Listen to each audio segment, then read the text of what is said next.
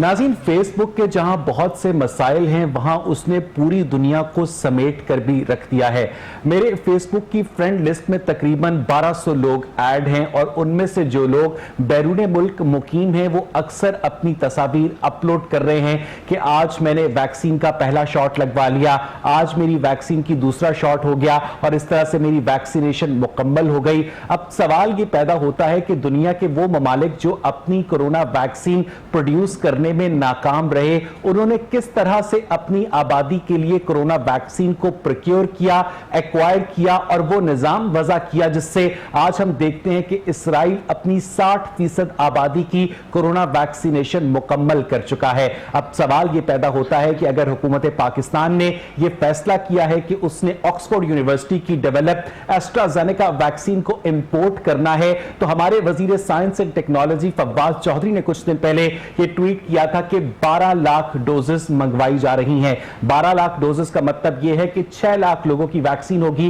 क्योंकि एक शख्स को 2 मरतबा शॉट लगता है। जिस मुल्क की आबादी 22 करोड़ हो वहां पर 6 लाख लोगों की वैक्सीनेशन क्या माने रखती है। और उसके बाद अगर हम ये देखते हैं कि प्राइवेट सेक्टर को अगर इजाजत दी गई है कि वो कोरोना वैक्सीन इंपोर्ट करे, तो हम देखते हैं कि एक मर्तबा फिर एक नया माफिया डेवलप होने को जा रहा है। ममालिक अपने शहरियों के लिए बाहर से कोरोना वैक्सीन जो है वो एक्वायर कर रहे हैं, एडमिनिस्टर कर रहे हैं और पाकिस्तान हमेशा की तरह इस मैदान में भी पीछे। इस पर आज के प्रोग्राम में हम बात करेंगे, लेकिन उससे पहले मैं आपको दिखाना चाहता हूं कि हनीफ पताफी साहब का क्या कहना था। यस्टरडे एनसीओसी की मीटिंग थी जिसमें उन्होंने सूबों से डिमांड मांगी है, तो होपफुली जनवरी के एंड तक पाकिस्तान में और पंजाब में वैक्सीन अवेलेबल होगी इंशाल्लाह। प्राइवेट और पब्लिक दोनों सेक्टर में प्रोवाइड की जाएगी। उन्होंने डिमांड मांगी है कि आपको पब्लिक सेक्टर में कितनी क्वांटिटी की जरूरत है और प्राइवेट सेक्टर में कितनी जरूरत है, तो होपफुली ये फ्रीली अवेलेबल होगी। यस्टरडे एनसीओसी की ये कोई इतना मुश्किल सवाल नहीं था कि पाकिस्तान को कितनी कोरोना वैक्सीन की जरूरत है, लेकिन फिर भी मुशीर सेहत हनीफ पताफी का यह कहना था कि डिमांड मांगी गई है फेडरल गवर्नमेंट की जानिब से कि आपको कितनी कोरोना वैक्सीन की जरूरत है। इसका मतलब यह है कि आपने जो मरदमशुमारी कराई है उसके आदादो शुमार पर आपको मुस्तफा कमाल की तरह भरोसा नहीं है। इस पर भी आज के प्रोग्राम में हम बात करेंगे, क्योंकि आज 9वीं से 12वीं जमात तक की क्लासेस का भी आगाज हो गया है। दूसरी जानिब वजीर सेहत डॉक्टर यास्मीन राशिद ने यह इंदिया दिया है कि स्कूल्स एक मर्तबा फिर बंद हो सकते हैं, क्योंकि जो प्लेटो है कोरोना के इन्फेक्शन रेट का वो कंट्रोल में नहीं आ रहा। मैं प्रोफेसर शाहिद मलिक का आपसे तारुफ करवाना चाहूंगा। सीनियर मेंबर है पाकिस्तान मेडिकल एसोसिएशन लाहौर के, हमारे उस्ताद भी हैं, इन मामलात पर गहरी नजर रखते हैं। और हमारे साथ मौजूद है मोहतरम काशिफ मिर्जा साहब, सदर हैं all Pakistan private schools federation के, अखबारों में कॉलम्स भी लिखते हैं। काशिफ साहब बहुत बहुत शुक्रिया। प्रोफेसर साहब, मैं आपसे गुफ्तगू का आगाज करूंगा। ये बताइएगा कि पाकिस्तान जो है दुनिया के दीगर ममालिक से पीछे क्यों है वैक्सीनेशन के अमल में? देखिए अवैस, आपके साथ मैंने पहले भी प्रोग्राम किए थे। पहले तो मैं करेक्शन कर दूं कि मैं जनरल सेक्रेटरी हूं। अच्छा जी, अब उसमें ये हुआ ये कि डिजास्टर था ये, तो डिजास्टर का असूल है कि डिजास्टर मैनेजमेंट के अंदर प्रिपेयर्डनेस होती है। तो प्रिपेयर्डनेस हमें सेंट्रल मरकज के लेवल पे कभी भी नजर नहीं आई। जब पहली वेव आई तो उस वक्त पीपीई का मसला बना। जब सेकंड वेव आई तो हमें यही नहीं पता था कि हम कौन सी स्ट्रेटजी अडॉप्ट कर रहे हैं। थर्ड वेव आई, सारी दुनिया के अंदर वैक्सीनेशन की कैंपेन चल गई कि वैक्सीनेशन ये एक्वायर करनी है, ये प्रोक्योर करनी है, ये करनी है। हमारा ये हाल है कि जिस एनसीओसी की मीटिंग आप बता रहे हैं, कोऑर्डिनेशन एंड कंट्रोल की, वहां पर 3 फैसले हुए हैं। कल फैसले क्या है? कुछ वैक्सीन की असूली मंजूरी दी गई है, कुछ को टेक्निकल कमेटी के हवाले किया गया है। अभी तक ये नहीं पता कि हमने कौन सी वैक्सीन लेनी है, कितनी लेनी है और किस पॉपुलेशन को देनी है।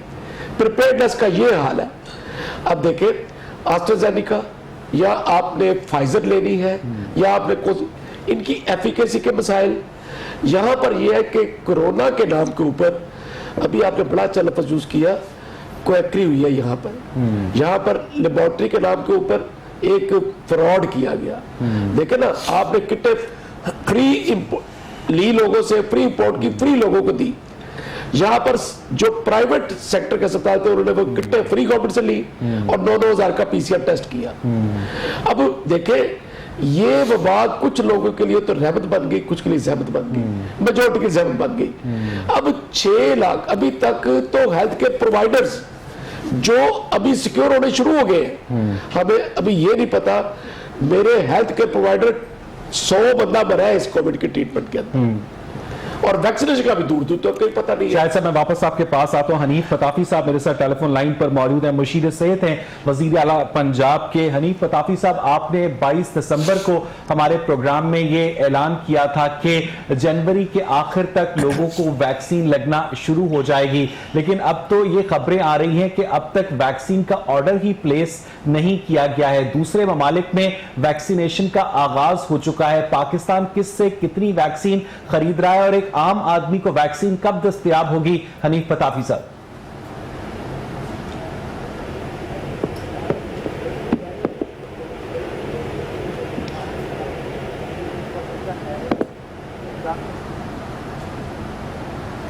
हनीफ फताफी साहब, आपको मेरी आवाज आ रही है? जी जी हनीफ साहब, अपनी बात को कंटिन्यू कीजिएगा। अभी तक मेरे पास जैसे ही हमारे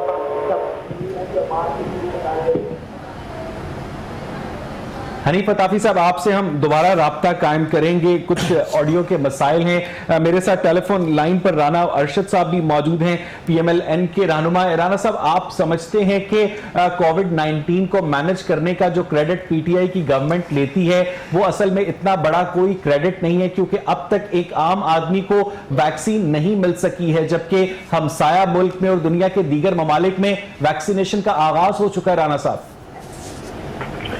जी, बिस्मिल्लाहिर्रहमानिर्रहीम। अब ऐसा खबर तो मैं आपको और आपकी पूरी टीम को अप्रिशिएट करता हूँ, खराज तहसीन पेश करता हूँ। जो आपने अपने इंट्रो में कहा और जो मैं समझता हूँ, अभी मैंने अपने ऑनरेबल मेंबर्स की बात सुनी है,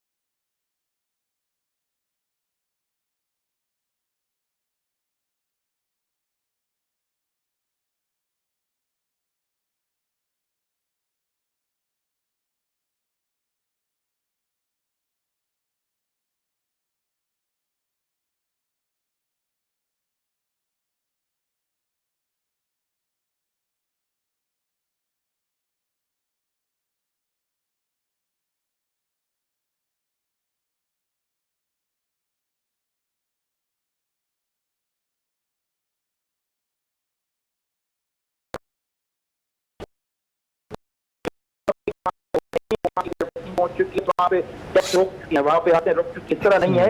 तो इंशाल्लाह पाकिस्तानी गवर्नमेंट भी पूरी कोशिश कर रही है कि फरवरी एंड या मार्च में इंशाल्लाह पाकिस्तान में जो चाइनीज कंपनी के साथ जो एग्रीमेंट हुआ है, चाइनीज जो वैक्सीन है वो इंशाल्लाह अवेलेबल होगी। और जिस तरह मैंने पहले आपको रिक्वेस्ट की कि सबसे पहले ये वैक्सीन जितने भी हमारे हेल्थ सर्विस प्रोवाइडर हैं उनको प्रोवाइड की जाएगी, बाद में दूसरे लोगों को प्रोवाइड की जाएगी। ठीक है हनीफ अताफी साहब, मैं वापस आपके पास आऊंगा। काशिफ मिर्जा साहब, ये सारी गुफ्तगू आपने भी सुनी, आज से 9th क्लास से ऑनवर्ड 12th क्लास तक क्लासेस का आगाज भी हुआ है। एक अजीब सा गुमगू का आलम है, असातिज़ा जो हैं वो भी ये समझ रहे हैं कि अनकरीब दोबारा स्कूल बंद हो जाएंगे।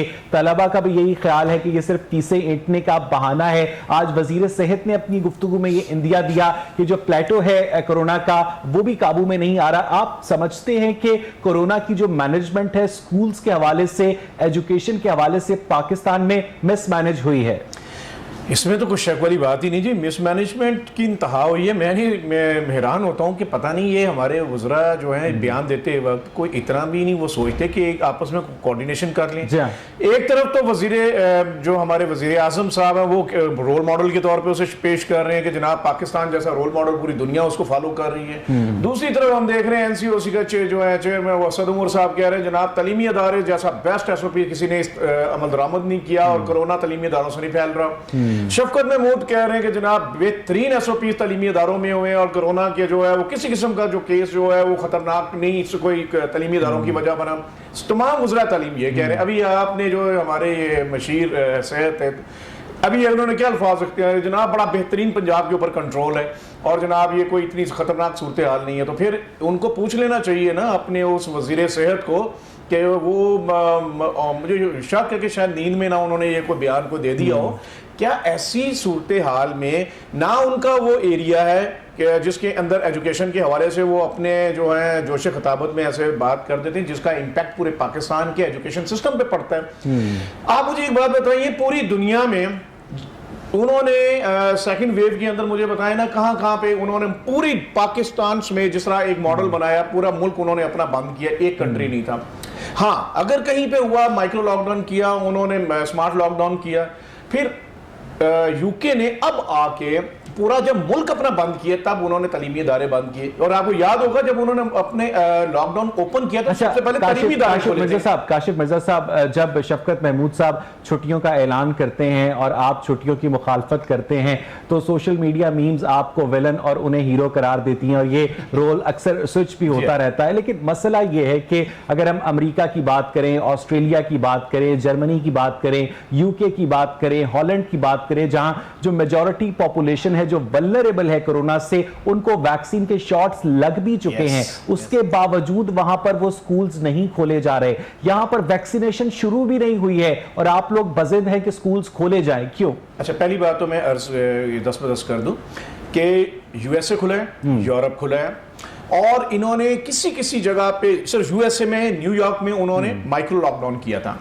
अच्छा, अब आ जाते हैं, ऑस्ट्रेलिया भी खुला है, न्यूजीलैंड भी खुला, आपका मेन जो आपका एशिया खुला। सेकंड वेव में पाकिस्तान वाहिद एक मुल्क था जिसने पूरा जो था एजुकेशन के लिए लॉकडाउन किया और पूरा पाकिस्तान खोला रखा है। आप मुझे बताएं जलसे जुलूस बंद हुए? कोई एक शोबा मुझे, ये तो जस्टिफिकेशन है ना, ये जस्टिफिकेशन नहीं है कि वो खुले हैं तो हम भी खुले। नहीं, देखिए मेरी बात सुनिए, आप खुद ही तो कह रहे हो कि एक तरफ प्राइम मिनिस्टर कह रहे हैं, NCOC का चेयरमैन कह रहे हैं, फेडरल मिनिस्टर कह रहे हैं, सूबाई एजुकेशन मिनिस्टर कह रहे हैं कि जनाब तालीमी इदारों में बेहतरीन SOPs अमल दरामद हुए। अगर हुए हैं तो यहां नहीं, आपको पता है ना कि नहीं हुए। जी हुए, इम्पॉसिबल, इम्पॉसिबल कि 5 साल का बच्चा लंच बॉक्स खोलते हुए अगर छींकेगा तो उसकी छींक के ड्रॉपलेट्स उसकी क्लास में स्प्रेड नहीं करेंगे। काशिफ साहब, मैं तो WHO की बात करूंगा। WHO की जो एडवाइजरी है वो ये कह रही है 36 लाख में से एक बच्चे के मुतासर होने का खर्चा, और ये सबसे बड़ा सबूत है कि पूरी दुनिया आपको पता है कि जो कोरोना के नए स्ट्रेन्स इंट्रोड्यूस हुए हैं उनमें बच्चे ज्यादा ससेप्टेबल हैं। काशिफ मिर्जा, लेकिन इसका कोई एविडेंस सामने नहीं शाहिद मलिक साहब, क्या नहीं आया मुतासर हुए? और अगर एक आप खुदा ना करे एक आप डेथ कोट कर दें कि फलां जो डेथ है वो कोरोना की, इस जो शाहिद मलिक साहब, ओवर टू यू सर। पहली बात कि मैं काशिफ साहब को रिबट करता हूं टोटली एकेडमिकली। देखिए, बात यह है कि पहले डाटा को करेक्ट रहना चाहिए। स्कूल सिर्फ पाकिस्तान नहीं सब लोगों पे बंद हुए हैं। मैं बताएं जी, नाम बताएं। आप मैं चैलेंज कर रहा हूं ना, नाम बताएं। आपने बीच में नहीं, मैं क्यों नहीं बोलूंगा, आप रिबट कर रहे हैं। मैं रिबट मैं पूछ रहा हूं, नाम दें। मैं अभी रिबट करता हूं। चलो नाम देना, मैं आपको गिनवाता हूं। मैं बताता हूं, आगे एकेडमिकली सुन ले। नहीं सही, मैं पहले नाम पूछूंगा। आपने कहा ना पूरी दुनिया में मेरी बात, मैं नाम पूछूंगा। इनसे बात करवा लेंगे। मैं आपसे पहले नाम पूछूंगा, आप देखें काशिफ मिर्जा साहब, मुझे रिबट कर रहे हैं, मुझे WHO को भी रिबट कर रहे हैं। एक कंट्री बता दें। काशिफ मिर्जा साहब, United states of America, Australia, New York, Germany, micro lockdown New York में हुआ, बाकी सब खुला। बेल्जियम, नॉर्वे, जापान, यहाँ पर स्कूल अभी नहीं गूगल खुले। को ओपन करके सर, मुझे मैं बता इस दें। प्रोग्राम को शुरू करने से पहले मैं बड़ी कह रहा हूं। जिम्मेदारी के साथ इन प्रोग्रामों माइक्रो लॉकडाउन है, स्मार्ट लॉकडाउन है, नेशन वाइड लॉकडाउन अब मुझे नहीं है, बात ये कर मैं लेने कह दे रहा हूं। काशिफ साहब, फिर मैं वापस आपको पूरा टाइम दूंगा रिबटल के लिए। जी शाहिद मलिक साहब, नहीं शाहिद मलिक साहब, ठीक है शाहिद मलिक साहब, you are equally respectable. New strain जो निकली है उसका नाम है VOC, जी हाँ, वायरस अंडर कंसिडरेशन। अब उसके अंदर सूरत हाल क्या है कि अब मुझे बताएं कि इनकी 60% स्कूल जो है दो कोठियों के अंदर खुले हुए हैं। झूठ है ये, टोटल झूठ है। सर बात कर लेने देना। काशिफ साहब, डाटा आपके पास है। मैं आप जो ना सोशल मीडिया की कहानियां, सोशल मीडिया की बात अभी रेफरेंस दें। अभी आपने 60% कहना, समझाबाद आपने क्या पाकिस्तान स्टैटिस्टिक्स के ब्यूरो के आप रेफरेंस दें। काशिफ इनसे बात करवा मुझे बात करिए, आपने मुझे बुलाना नहीं। खुदा के लिए आप पढ़े लिखों की तरफ आप इल्जाम लगा रहे हैं, रेफरेंस दे दें मुझे। काशिफ साहब, अदालत में भी जब मुखालिफ मुझे वकील बुलाना बात कर रहा होता है, आपको मैं पूरा टाइम दूंगा ना सर, ट्रस्ट मी। जी शाहिद मलिक साहब, सर मैं आपको पूरा टाइम दूंगा, ना दूंगा तो आप मुझे पकड़िएगा। इसी सड़क पे निकलते हैं, जब मैं सुबह निकलते थे तो एक जो इनके पास किस स्कूल के पास ट्रांसपोर्टेशन अपनी है, वैगन के अंदर 70 बच्चे बैठा के मुझे बताएं वहां पर कौन सी SOP की गई। वहां पर स्कूल के बाहर एक बाल्टी रख के उसको हाथ धो के, और बच्चा अंदर 5 साल का बच्चा, आपने अप्रोप्रिएटली कहा, मैं पहले बता दूं टेक्निकली इस वायरस का इसकी है R0, जिसकी ट्रांसमिशन इसकी रेट होता है। जो ट्रांसमिशन मसला यह है कि यहां पर सिर्फ ओल्ड एज वल्नरेबल है, बच्चा वो बीमारी लेके घर जाता है जहां बुजुर्ग वल्नरेबल है, जो सबसे सॉफ्ट टारगेट है। अब ये कहना कि बच्चों इन स्कूलों से नहीं फैलेगा और नहीं फैला हुआ, ये टोटल एक नॉन साइंटिफिक स्टेटमेंट है। मैं बीइंग डॉक्टर तो ये स्टेट कर सकता हूं कि क्या हाइपोथेसिस क्या बनेगी। स्कूल मसला ये नहीं है यहां पर कि एजुकेशन सिस्टम के नाम के ऊपर प्राइवेट सेक्टर खिलवाड़ कर रहा है, और ये बच्चे जो बीमारी लेके घरों के जल जा रहे हैं, हमारी 80% पॉपुलेशन मरी है, वो बुजुर्ग मरे। तो आप अगर वजीर सेहत होते शाहिद मलिक साहब, और आपके हाथ में टोटल इख्तियार होता, तो आप रिकमेंड नहीं करते कि स्कूल्स खोले जाएं, राइट? छोटे बच्चों का मैं स्कूल कभी रिकमेंड ना कर सकता। जी काशिफ मिर्जा सर, मैं अपने अदब के साथ मैं डॉक्टर्स का बहुत एहतराम करता हूं, लेकिन इस किस्म के काबिल डॉक्टर अगर होंगे तो इस मुल्क का जो हाल पहले अब उनको बात करने दें। मुझे आपको पूरा टाइम दूंगा जी। अभी इनको डाटा का पता कोई नहीं है, रेफरेंस का इनको पता कोई नहीं है, बातें करने में बड़े माहिर हैं, इनसे पूछ लें, एक कंट्री का नाम नहीं दे सकते इन्होंने। नहीं सर नहीं, मैं ये कह रहा हूं नेशन वाइड कहीं पे एक कंट्री मुझे बता दें जहां पे उन्होंने अपनी गुफ्तगू में एक जुमला इस्तेमाल किया काशिफ साहब कि वो जो छोटे बच्चे वायरस का स्ट्रेन लेकर घर जाएंगे और बुजुर्ग जो है वो उससे मुतासिर होंगे। काशिफ साहब, मैं अदब से गुजारिश कर रहा हूं, इनको कहें कि जनाब WHO की फाड़ के ना वो जितने भी एडवाइजरी वो एक तरफ करें, और इनको जनाब जो बना दें हेल्थ मिनिस्टर, इनके पास कोई फैक्ट कोई डाटा मौजूद नहीं है, जस्टिफाई ये करने चले हैं जनाब बच्चों के। वो तो कह रहे हैं कि जनाब 36 लाख में से एक बच्चे के मुतासर होने का खर्चा है, और वो भी कोई एक बड़ा केस आपके सामने नहीं आया, अल्लाह ना करे जिसमें डेथ हो। आपके पाकिस्तान में ये मुझे बता दें, पूरे पाकिस्तान में काशिफ मिर्जा साहब, आप WHO की बात कर रहे हैं। WHO ने जो ये कहा था वो कोरोना के अर्लियर स्ट्रेन के मुताल्लिक कहा था। कोरोना का जो म्यूटेंट स्ट्रेन है उसमें पहले 10 में से एक बच्चा मुतासिर होता था, इसमें 10 में से 6 बच्चे मुतासिर होते हैं। पास भी है, आप स्क्रीन पे WHO के। अच्छा मेरी बात सुने, अभी WHO समेत UNICEF, UNESCO, world bank, even UNO कह रहे हैं यूनेस्को का काम ही नहीं है। ये लेवल है, सुन तो ले, अब चीख के ना बोले मेरी तरफ, अब डरना आप बोले जी, तो आप सुने, आप वो ये कह रहे हैं कि जनाब जो कोविड से बड़ा नुकसान एजुकेशन का हुआ है, किसी भी सूरत में तालीमी अदारे बंद नहीं होने चाहिए। अच्छा, अब यहाँ पे मैं आपसे बात करूँ, अभी बोरिस जॉनसन जो है उसके पास भी डॉक्टर हैं, उसके पास भी यूके के अंदर हेल्थ फैसिलिटी है, वो अपील बीबीसी पे बैठ के करता है कि जनाब पेरेंट्स है कि बच्चों को आप जो है स्कूल भेजें, और जो ये एडवाइजरी जो WHO की उसने वहां कोट की है। अच्छा, अब आ जाए हम हमारी जो NCOC के अंदर ये एडवाइजरी आई है, फिर अब सबसे बड़ी बात है मुझे 1 मिनट दीजिएगा, काशिफ साहब मुझे 1 मिनट दीजिएगा, मैंने आपने इनकी बात का पूरा रिबटल कर दिया है, जो उसका पॉलिटिकल एंगल है उस पर बात करेंगे। राना अरशद साहब, आपको मेरी आवाज आ रही है? कि मैं आपकी बात सुन जी रहा हूं। राना साहब, आप क्या समझते हैं कि हुकूमत जो है इस सारी सिचुएशन को हैंडल करने में नाअहल साबित हुई है, या इनकम्पिटेंट साबित हुई है, या करप्ट साबित हुई है? मसला क्या है राना अरशद साहब? मैं सर विद ड्यू रिस्पेक्ट, मैं समझता हूँ मेरे लिए डॉक्टर साहब और काशिफ भाई बड़े काबिल एहतराम। इशू ये है, पॉलिटिकल गवर्नमेंट का जो पॉलिसीज है उसका नतीजा जो है, उसके रिजल्ट सामने अब आ चुके हैं। जो रोल मॉडल का नाम लेते थे, 11,000 लोग अल्लाह को प्यारे हो चुके हैं। डे बाय डे पाकिस्तान की आवाम डैमेज हो चुकी है कोविड से। आप यकीन करें कि जो स्कूल एजुकेशन है या कॉलेज एजुकेशन है, मैं समझता हूं कि अगर गवर्नमेंट SOPs डिक्लेयर करे और उस पर अमल दरामद करवाए। आपने भी तो गवर्नमेंट की जल्दी में जिम्मेदारी तेल है। छिड़का ना PDM के जलसे कर करके। जी जी, छिड़का इसलिए तेल छिड़का कि ये नलायक जो हैं, जिनके पास वो एक डॉक्टर था, हेल्थ मिनिस्टर था राजा आमिर कियानी, तो उसने 15% के नाम पर 400% मेडिसिन महंगी करके अरबों रुपए डोनेशन ले लिया शौकत खानम के नाम पे। उसके बाद WHO ने एक गिफ्ट दिया डॉक्टर जफर मिर्जा साहब, जिसने कोविड के नाम पे अरबों रुपए खा लिए।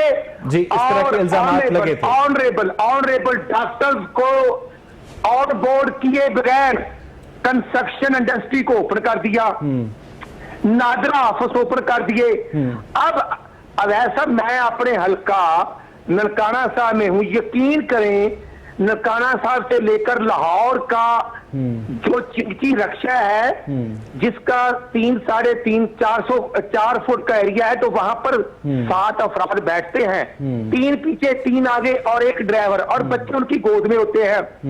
जो वैगन और बस है वहां SOPs कहां पे है? ठीक है राना साहब, बिल्कुल मैं समझ गया आपकी। राना साहब मुझे वक्त दीजिएगा। राना साहब मैं वापस आपके पास आऊंगा। हनीफ पताफी साहब, आपको मेरी आवाज आ रही है? हनीफ पताफी साहब, आपको मेरी आवाज आ रही है?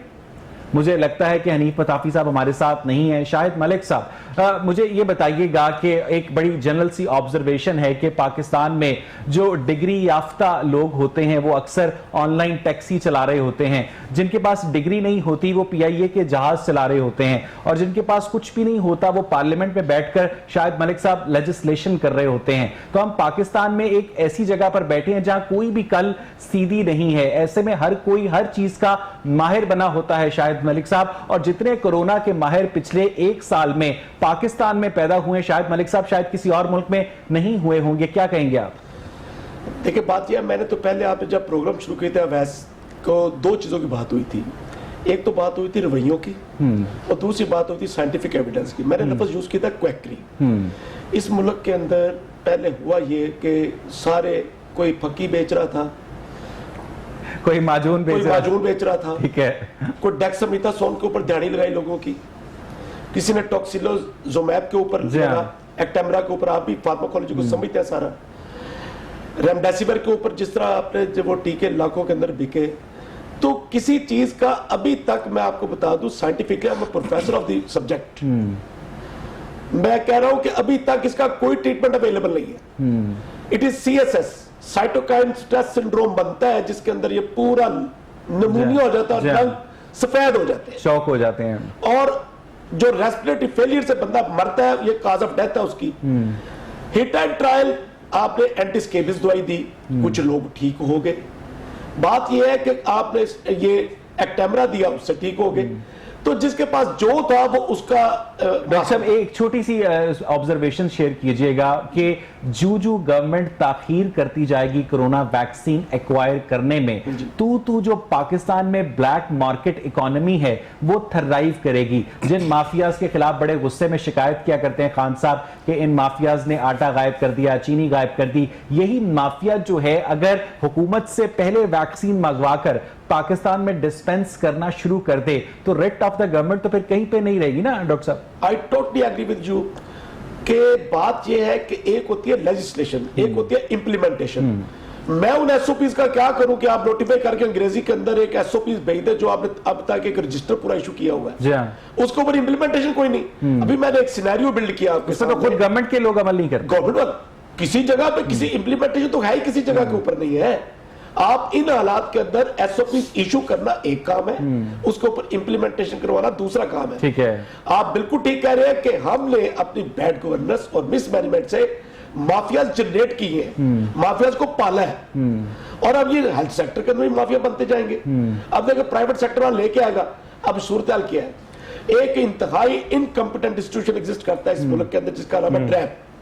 ड्रैप के अंदर एक इनकम्पिटेंट ऑफिसर्स बैठे हैं जिनकी रजिस्ट्रेशन का तरीका मुझे समझ नहीं आया। जी हाँ डॉक्टर साहब, मुझे यहाँ पर एक ब्रेक लेनी है और नाज़रीन जब हम ब्रेक से वापस आएंगे तो काशिफ मिर्जा से पूछेंगे कि वो क्यों समझते हैं कि शाहिद मलिक साहब जो हैं उनकी बातों से इख्तलाफ किया जा सकता है। लेकिन जाने से पहले एक छोटी सी बात शेयर करना चाहूंगा कि एक शख्स कब्रिस्तान से गुजर रहा था तो उसकी नजर पड़ी एक औरत के ऊपर जो कब्र के पास बैठी थी। उसने पूछा कि तुम्हें डर नहीं लगता? तो उस औरत ने जवाब दिया कि अंदर गर्मी बहुत थी इसलिए बाहर बैठी हूं। मजीद बात करेंगे एक ब्रेक के बाद। Stay with us.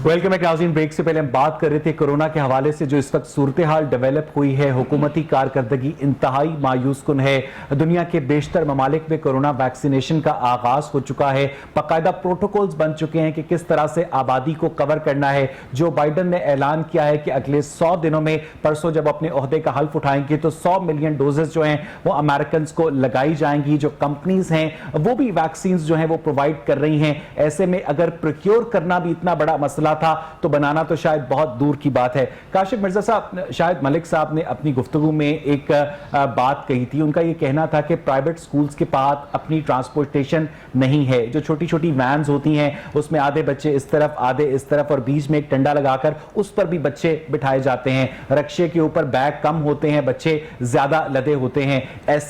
ऐसे हालात में जो एसओपीज हमें कह रही है गवर्नमेंट के स्कूल्स में इंप्लीमेंट हो सकते हैं, सर रैशनली स्पीकिंग इस बात की कोई जस्टिफिकेशन हो सकती है?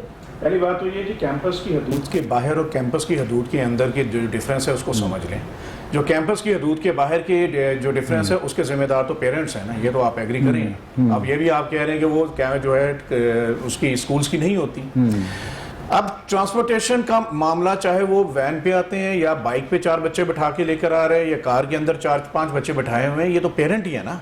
कोई एसओपीज का वो अमल दरामद नहीं। ये तो हमारी इस बात को और तकवीयत दे रहा है। वो बच्चे शादी में जा रहे हैं, वो गरीब वालिदैन, कार वाला भी गरीब हो गया। कहां से लाए ना, ये कह रहा हूं, वो कार वाला भी गरीब हो गया। यहाँ तो हमारे गवर्नमेंट यही कह रही थी ना, एनसीओसी वाले चेयरपर्सन जो थे वो ये क्या कह रहे थे कि आपके पास कुछ भी नहीं है तो रुमाल बांध के आ जाए।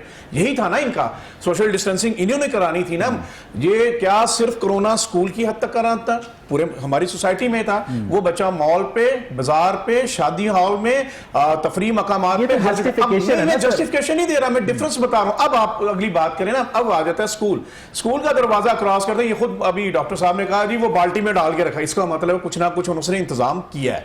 अच्छा, कम से कम वो रुमाल तो नहीं ना बंधवा रहे हैं, मास्क कह रहे हैं। और फिर दूसरी बात, वो दरवाजे से अंदर आता है तो उन्होंने मार्किंग की हुई है, सोशल डिस्टेंसिंग मौजूद है। तीसरी बात है कि वो स्कूल सैनिटाइज कर रहे हैं, वो बच्चों को भी जो फैसिलिटी दे रहे हैं और कोई कंप्लेंट नहीं आई। मुझे लगता है काशिफ साहब जब आप ये सारी गुफ्तगू कर रहे होते हैं तो आपके जहन में प्राइवेट स्कूल्स होते हैं, आप सरकारी स्कूल्स को भूल जाते हैं। हाँ, ये एक मैंने बिल्कुल आपसे पहले भी आप ही के प्रोग्राम में बात की थी। देखें, मेरा 2,61,00,000 बच्चा प्राइवेट स्कूल में, 2,19,00,000 बच्चा मेरा पब्लिक स्कूल में, और पब्लिक स्कूल में 50 अरब रुपया तो नहीं हो सकता ना। Schools are schools. मैं उसकी सजा आप उन लोगों को देंगे कि जो अमल दरामद करें। इशू तो यह है कि एसओपीज के ऊपर अमल दरामद करो। मैं कर रहा हूं, तो मुझे शाबाश मिलनी चाहिए, जो नहीं कर रहा उसको सजा दें। आपके पास कोई 20 डिपार्टमेंट हैं जिन्होंने चेक करना है, स्कूल के अंदर दंदनाते आते हैं, पर्चे काटे जाते हैं, स्कूल सील करते हैं, गिरफ्तारियां करते हैं। छोटे-छोटे स्कूल्स हैं, प्राइवेट स्कूल्स हैं, वो खोल दिए जाएं, बड़े-बड़े सरकारी स्कूल्स बंद कर दिए जाएं। देखिए ये तो फिर मैं बात करूंगा पावर। एक मिनट दीजिएगा मुझे, काशिफ साहब मुझे एक मिनट दीजिएगा। हनीफ पताफी साहब ने हमें दोबारा ज्वाइन किया। हनीफ पताफी साहब, आपको मेरी आवाज आ रही है? हनीफ पताफी साहब, 100 मैनेजमेंट इश्यूज हो सकते हैं, फेडरल गवर्नमेंट ने प्रोक्योर करना है। आपने बिल्कुल ठीक कहा कि फेडरल गवर्नमेंट के डॉक्टर फैसल सुल्तान को इस बात का या एनसीओसी को इस बात का जवाब देना चाहिए कि वैक्सीन की प्रोक्योरमेंट में देर क्यों हो रही है। लेकिन हनीफ पताफी साहब ये बताइएगा कि क्या ये बात आउट ऑफ क्वेश्चन है कि Punjab government directly vaccine acquire नहीं कर सकती अपने शहरियों के लिए? जी देखें, ये वफाकी सतह पे क्योंकि ये फैसला हुआ था एससीओसी में कि तमाम सूबे अपनी डिमांड प्लेस करें और ये वफाक नहीं सर, वो समझ आ गई, लेकिन सेहत जो है 18वीं तरमीम के बाद एक सूबाई सब्जेक्ट बन गया ना। एक मिनट जरा मुझे करना चाहिएगा। एक फैसला हो चुका था कि वफाकी सतह पे इसको इंपोर्ट किया जाएगा, तो इंशाल्लाह वो ऑलरेडी इस पे ऑन इट है और वो इसका प्रोसेस भी हो रहा है। चाइनीज जो कंपनीज है उसके साथ एग्रीमेंट भी हो चुका है और इंशाल्लाह मैं आपको यकीन दिलाता हूं कि फरवरी एंड और मार्च में इंशाल्लाह ये वैक्सीन अवेलेबल होगी।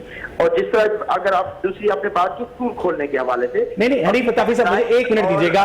इंडिया के अंदर वैक्सीनेशन शुरू हो गई है, मॉरिशस के अंदर वैक्सीनेशन शुरू हो गई है, श्रीलंका के अंदर वैक्सीनेशन शुरू हो गई है, नेपाल के अंदर वैक्सीनेशन शुरू हो गई है और पाकिस्तान में हमें जिम्मेदार ये कह रहे हैं कि इंशाल्लाह फरवरी के आखिर में या मार्च के शुरू में फ्रंट लाइन वर्कर्स तक वैक्सीनेशन पहुंचेगी, वहां आम आदमी तक वैक्सीनेशन पहुंच गई है। हनीफ पताफी साहब जी, हमारी पहली जो प्रायोरिटी है वो जितने हमारे हेल्थ सर्विस प्रोवाइडर हैं उनको ये फराहम की जाएगी। इसके अलावा हम कंपनी को भी इजाजत दे रहे हैं, वो कंपनी भी यानी कि नॉमिनल प्राइस के ऊपर मार्केट में ये वैक्सीन अवेलेबल होगी। तो इंशाल्लाह हुकूमत अपनी तरफ से पूरी भरपूर। नहीं सर, अगर आप प्राइवेट सेक्टर को इजाजत दे दे तो मुझे नहीं लगता कि प्राइवेट सेक्टर 10 दिनों के अंदर वैक्सीन के अंबार ना लगा दे बाजारों में। जी, जैसे ही चाइनीज कंपनी के साथ हमारी ये वैक्सीन आ जाएगी, इसके साथ साथ प्राइवेट सेक्टर जैसे फाइजर कंपनी है, इस तरह की और 2 कंपनियों को भी इजाजत साथ दी जा रही है कि वो इंशाल्लाह मार्च तक मैं समझता हूँ कि आम आदमी तक रसाई होगी, इसकी वैक्सीन की अवेलेबिलिटी होगी। यानी मार्च तक एक आम आदमी वैक्सीन खरीद कर लगवा सकेगा। मैं जितने भी पब्लिक सेक्टर हैं, पब्लिक सेक्टर फ्री प्रोवाइड करेंगे। जितने हमारे हेल्थ सर्विस प्रोवाइडर हैं या जितने वो लोग जिनको इमरजेंसी की वैक्सीन की जरूरत है उनको पब्लिक सेक्टर से फ्री। ठीक मुझे एक छोटी सी बात बताइएगा शाहिद मलिक साहब, फिर मैं राना अरशद के पास जाऊंगा कि जो लोग कोरोना से एक्सपोज हो चुके हैं, जिनके अंदर एंटीबॉडीज डेवलप हो चुकी हैं, उन्हें अब कोरोना वैक्सीन की कोई जरूरत नहीं है। देखिए, पहली बात तो इसको थोड़ी जी इसको करेक्शन कर लेते हैं। जो एंटीबॉडीज बनती है ना, उनकी इस कोविड-19 जो पैंडेमिक है, इस बीमारी के अंदर उसकी एज सिर्फ 3 महीने। ठीक है, वो ग्राफ ऊपर जाता है, प्लेटू लेता है और फिर ग्राफ नीचे आना शुरू हो जाता है। री इन्फेक्शन इसीलिए तो हो रही है कि पहले जिसको कोविड हुआ, वैक्सीनेशन की जरूरत है। वैक्सीनेशन आपकी 60 से लेके 80% तक एफिकेसी है उसकी तमाम वैक्सीन की। आप वैक्सीन लगने के बाद भी जो डोमेन ऑफ प्रिकॉशन है, एहतियात का दामन फिर भी नहीं छूट रहा। ठीक, क्योंकि आपने कोरोना को, पहली बात, कोरोना को अब कुलीग समझना है आपने। ये इरेडिकेशन वाला मामला ही गलत है। ये तो पाकिस्तान के अंदर जो शुरू आपने कोविड में कंट्रोल कर लिया है, कोविड खत्म कर दिया है, ये एक हॉलो स्लोगन था। उस हॉलो, देखिए दूसरी बात अभी आपने बात की थी, बात रवैयों की। रवैये गवर्नमेंट के भी गलत थे। ठीक है, मैं इस पर आऊंगा। राना अरशद साहब, आपको मेरी आवाज आ रही है? जी, राना अरशद साहब, सर मैं बड़ी माजरत कभी कभी आगे पीछे हो जाता है, आपके हमारा पुराना याराना है। मुझे राना साहब एक बात बताइएगा कि हनीफ पताफी साहब की बातों से ये लग रहा है कि पब्लिक सेक्टर में यानी जो मुफ्त वैक्सीन होगी, वो बहुत कम लोग पाकिस्तान में ऐसे खुशकिस्मत होंगे जिन्हें गवर्नमेंट के खर्चे के ऊपर वैक्सीन लगेगी, और प्राइवेट सेक्टर को इजाजत दी जा रही है कि वो वैक्सीन इंपोर्ट करे और वो जो है एडमिनिस्टर करे। आप समझते हैं कि ऐसा होना चाहिए था? ऐसा ऐसे नहीं होता। आफ्टर 18 अमेंडमेंट तमाम सूबे आजाद हैं और जो एनएफसी अवार्ड के तहत उनको अरबों रुपया मिलता है वो उसको हेल्थ नंबर 1 प्रायोरिटी होता है। जैसे मियां शबाशी साहब का पंजाब में था, डेंगू आया 2010 में, छा गया, लेकिन दिन रात मेहनत की। ये नलायक डोनेशन लेते हैं मेडिसिन फैक्ट्री ओनर से और फिर सौदेबाजी करते हैं कि किसको हमने ये सौदा देना है, हैंड सैनिटाइजर कौन बनाएगा, मास्क कौन इंपोर्ट करेगा, कौन एक्सपोर्ट करेगा। वो साइंस के मिनिस्टर कहते थे फवाद चौधरी साहब ने, हमने तो खुद को फील हो गया। मैं अर्ज करना चाहता हूं ये ड्रामा कर रहे हैं, ये इनकी एटीएम मशीनें जो है इनकी वैक्सीनेशन हो चुकी है और ये मैं समझता हूं अब तो जो फेडरल हेल्थ मिनिस्टर भर्ती हुआ है वो तो खान साहब का जाती दोस्त है, शौकत खानम का जो सीईओ है डॉक्टर फैसल। और मैं समझता हूं पंजाब गवर्नमेंट भी वो उस्मान बुज़दार साहब को दी हुई है। अगर करना चाहे खान साहब तो मैं समझता हूं with in days, with in hours ये मसला हल होगा। तो क्यों नहीं कर रहे राणा साहब, क्यों नहीं कर रहे, क्यों नहीं कर रहे? इनकी प्रायोरिटी नहीं है। ओ यार मेरे भाई, हजारा खानदान के 11 लोगों की डेड बॉडियां 7 दिन रुलती रही, लेकिन ये नहीं गए, ये जिद में बड़े नंबर 1 है। और फिर मैं समझता हूं कि तमाम कंट्रीज में वैक्सीनेशन इशू हो चुकी है। ये कहते हैं कि हेल्थ प्रोवाइडर जो है उनको ठीक है राणा साहब, पुलिस मैं वापस आपके पास आऊंगा। काशिफ मिर्जा साहब, आपने अपनी गुफ्तगू में तस्लीम किया कि सरकारी स्कूल्स में उस तरह से एसओपीज के ऊपर अमल दरामद पॉसिबल नहीं है। हालांकि ये एक अलग डिबेट है कि सरकारी स्कूल्स का रकबा काफी बड़ा होता है प्राइवेट स्कूल से, लेकिन चूंकि सरकारी स्कूलों के अंदर रजिस्ट्रेशन ज्यादा होती है, बच्चों की एनरोलमेंट ज्यादा होती है और एसओपीज पर भी अमल दरामद पॉसिबल नहीं है। तो आपकी गुफ्तगू से मुझे ये लगा कि आप ये मुतालबा कर रहे हैं कि प्राइवेट स्कूल्स अगर एसओपीज पर अमल दरामद कर रहे हैं तो उन्हें खोला जाए और सरकारी स्कूल्स जो कि एसओपीज पर अमल दरामद नहीं कर रहे उन्हें ना खोला जाए। आप समझते हैं कि ये चीज रैशनली पॉसिबल है काशिफ साहब? नहीं, मैंने कतन ये मुतालबा नहीं किया मुझे ऐसा लगा उनको ना खोला जाए। मैंने ये जरूर कहा कि उनकी सजा जो अमल कर रहे हैं उनको ना दीजिए। लेकिन हमारा all Pakistan private school federation का हमेशा ये मुतालबा रहा है कि वो 2 करोड़ 19 लाख बच्चे हमारे हैं, वो इसके अलावा जो 2.5 करोड़ बच्चा हमारा आउट ऑफ स्कूल है वो भी हमारा है। हमारा 7.5 करोड़ बच्चों का स्टेक है। उन सबको तालीम भी दें और उनको हेल्थ फैसिलिटीज भी दें। 50 अरब रुपया आपको चाहिए जो पब्लिक स्कूल है उसके अंदर एसओपीज पे अमल दरामद करने के लिए, वो आप खर्चना नहीं चाहते। जब आप खर्चेंगे नहीं, वहां पे जहां पे दीवारें नहीं है, पानी नहीं है, 70% मिसिंग फैसिलिटीज है, वहां पे ये मजीद 50 अरब कहां खर्चेंगे? इनमें खर्चना है जहां पे वो है इनके अल्ले तल्ले, जहां पे याशियां इनकी जो चल रही है, जहां पे इनके और मसाइल हैं। तो हम तो सिर्फ उन 7.5 करोड़ बच्चों की बात कर रहे हैं। और ऐसा तो होगा नहीं, ऐसा तो होगा नहीं कि सिर्फ प्राइवेट स्कूल्स को खोल दिया जाए, सरकारी स्कूल्स को बंद रखा जाए। इसलिए तो ये मैं तो आप सरकारी स्कूलों के बच्चों की सेहत को आप कॉम्प्रोमाइज कर रहे हैं ना मुतालबा करके। कॉम्प्रोमाइज वो लोग करें जो हुक्मरान है, जो खर्चना नहीं चाह रहे। अगर ये यूनिसेफ कह रहे हैं और अच्छा, वो कह रहे हैं कि पाकिस्तान का 4 करोड़ बच्चा मुस्तकिल तालीम से मुतासर हो चुका है, वो बच्चे उठा रहे हैं जो लो कॉस्ट एरिया के, वो जाके उनको काशिफ मिर्जा साहब मैं आपके पास आऊंगा। हनीफ पताफी साहब, आखिरी सवाल मुझे ये बताइए, हनीफ पताफी साहब आपको मेरी आवाज आ रही है? मुझे लगता है कि हनीफ पताफी साहब से हमारा राब्ता मुनक़ता हो गया। नाज़रीन, मुझे यहाँ पर एक ब्रेक लेनी है और जब हम ब्रेक से वापस आएंगे तो अपने पार्टिसिपेंट से ये पूछेंगे कि अपने जो माइनर डिफरेंसेस हैं उनको हम मेजर कॉज के लिए क्या एक वॉर में इग्नोर नहीं कर सकते जब हम इस वैक्सीन की मौजूदगी में कोरोना वायरस के खिलाफ जंग लड़ रहे हैं। इस पर बात करेंगे ब्रेक के बाद। Stay with us.